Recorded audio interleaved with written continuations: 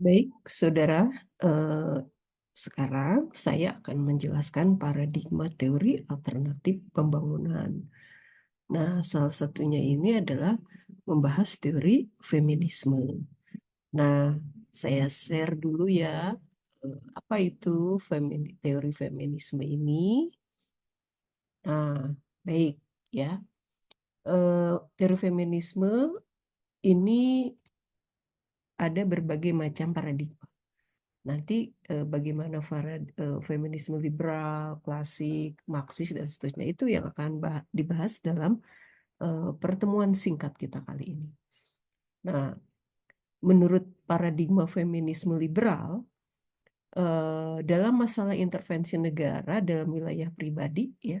Jadi kalau dalam eh, teori feminisme liberal ini, itu ada wilayah pribadi atau wilayah domestik, ya. Kemudian juga ada juga wilayah ya apa ya umum begitu ya, wilayah umum. Nah, jadi di sini dikatakan bahwa eh, kaum liberal menyetujui bahwa semakin kurang kita berhadapan dengan Big Brother, begitu sebutan terhadap pemerintah dan penguasa di kamar tidur, kamar mandi, dapur dan ruang rekreasi itu semakin baik. Artinya, semakin berkurang aturan negara terhadap wilayah privat atau domestik itu semakin bagus. Jadi intinya negara itu jangan banyak ngatur urusan pribadi lah ya. Itu intinya ya.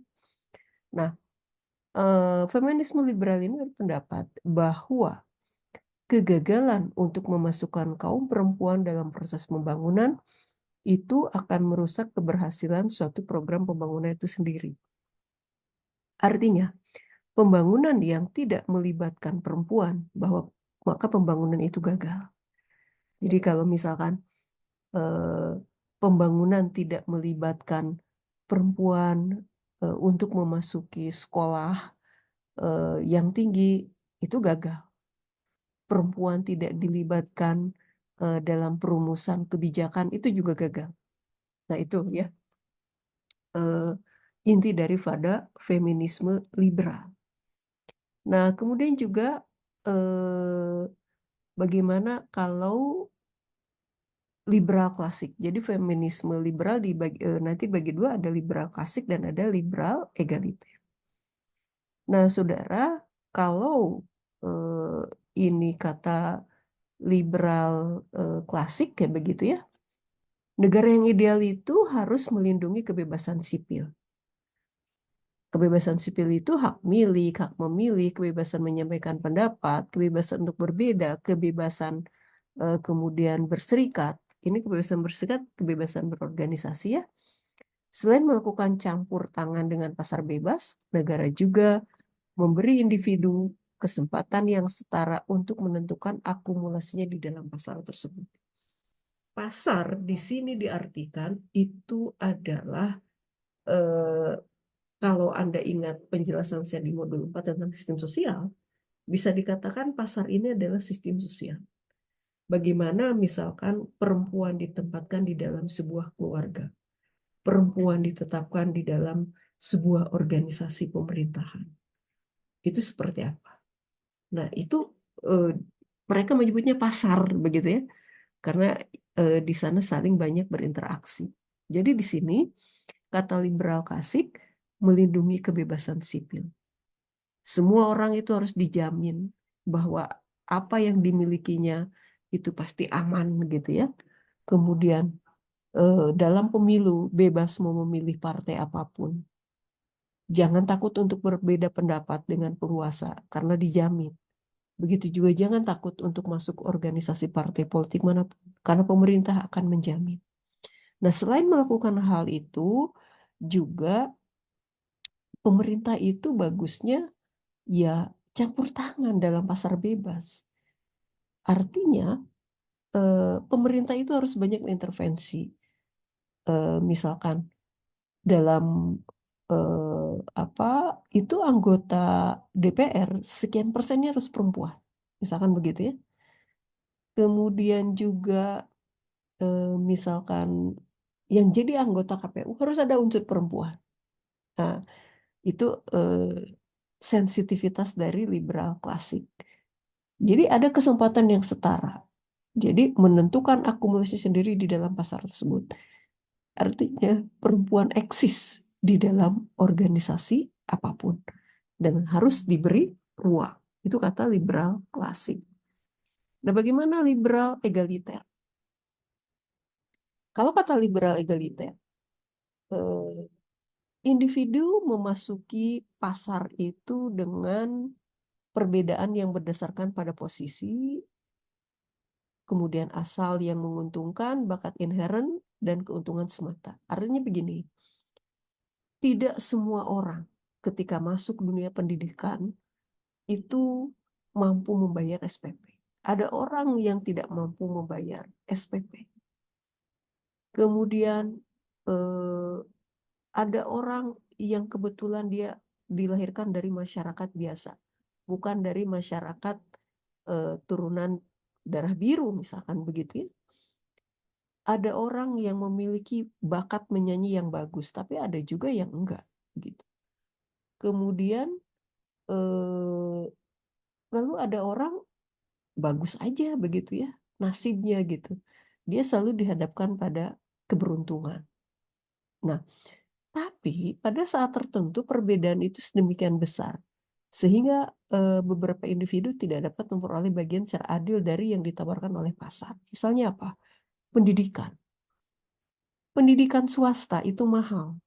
Tidak mungkin orang yang orang tuanya misalkan penghasilannya itu rendah memasuki sekolah swasta, itu nggak mungkin. Nah, ini berarti tidak apa ya, posisinya beda gitu ya, berbeda dengan orang yang kaya. Bagaimana peran pemerintah dalam hal pendidikan? Oke, sekolah negeri diperbanyak, misalkan begitu ya. Universitas yang memiliki mahasiswa yang tidak mampu disediakan beasiswa bagi mahasiswanya. Nah, kemudian juga jadi di sini harus ada kompensasi atas ketidakberuntungan dari yang dimiliki oleh orang tersebut. Begitu juga misalkan dengan disabilitas misalkan ya, maka pemerintah juga harus menyediakan porsi disabilitas. Nah, itu liberal egaliter. Nah, kondisi yang sangat tidak menguntungkan itu biasanya terjadi pada anak perempuan.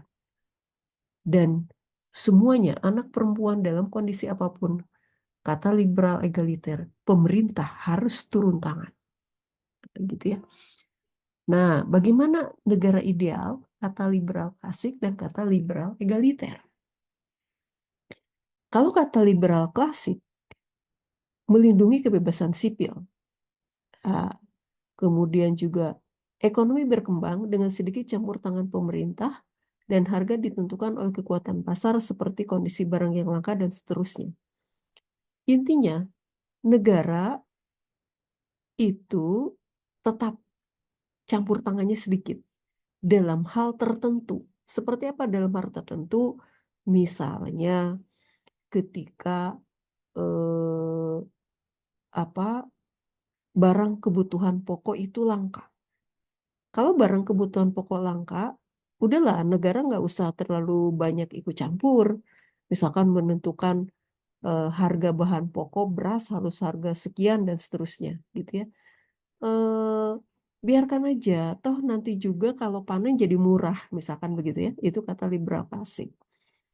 Nah, tapi berbeda dengan liberal egaliter. Liberal egaliter itu fokus pada keadilan ekonomi dan kebebasan sipil. Artinya, setiap orang harus diperlakukan mampu untuk bisa menjangkau harga-harga misalkan kebutuhan ekonomi. Dengan demikian, ya pemerintah harus memberikan harga dasar. Kalau barang itu langka, pemerintah harus turun tangan. Ya. Di samping kebebasan sipil misalkan gitu ya. Kebebasan sipil juga harus dilindungi. Kemudian individu memasuki pasar dengan perbedaan yang berdasarkan pada posisi. Jadi ya itu tadi yang sudah saya jelaskan, kalau misalkan orang yang tidak mampu memasuki pendidikan, maka pemerintah juga harus turun tangan, gitu. Lalu campur tangan pemerintah di bidang ekonomi, misalnya dalam pelayanan hukum, kesehatan, pendidikan, perumahan, dan bantuan untuk keluarga dengan anak yang masih bergantung pada orang tua, agar pasar tidak terus-menerus mempertegas ketidaksetaraan yang besar. Artinya bahwa bantuan kesehatan, pendidikan, perumahan murah itu harus disediakan oleh pemerintah. Jangan membuat jurang pemisah antara yang mampu membeli rumah dengan antara yang mampu tidak membeli rumah itu dibiarkan oleh pemerintah. Orang yang tidak mampu membeli rumah itu harus dipikirkan oleh pemerintah. Ya misalkan ada skema murah begitu ya, maaf, skema misalkan rumah murah gitu. Nah itu adalah salah satu bentuk bagaimana liberal egaliter itu menyarankan kepada pemerintah seperti itu. Nah satu lagi itu ada feminisme Marxis. Feminisme Marxis ini intinya saudara, dia menekankan kepada bahwa sebenarnya perempuan itu adalah penyumbang buruh yang murah. Perempuan adalah buruh keluarga yang tidak dibayar. Jadi dalam perspektif feminisme Marxis itu, kalau perempuan ngurus rumah, perempuan masak untuk keluarganya, mereka itu sebenarnya buruh yang tidak dibayar gitu ya. Nah, dan merekalah yang menciptakan kapitalis itu jadi semakin beruntung gitu ya. Karena biasanya kaum perempuan tuh mau dibayar murah begitu ya. Itu intinya, ini karena waktu ya. Kemudian juga maaf. Nah, perempuan juga suka dibilangnya sebagai buruh cadangan yang memang murah. Nah, ini misalkan terjadi di perusahaan multinasional atau di negara-negara kapitalisme baru seperti di Hong Kong, Taiwan, dan perbatasan Meksiko gitu ya.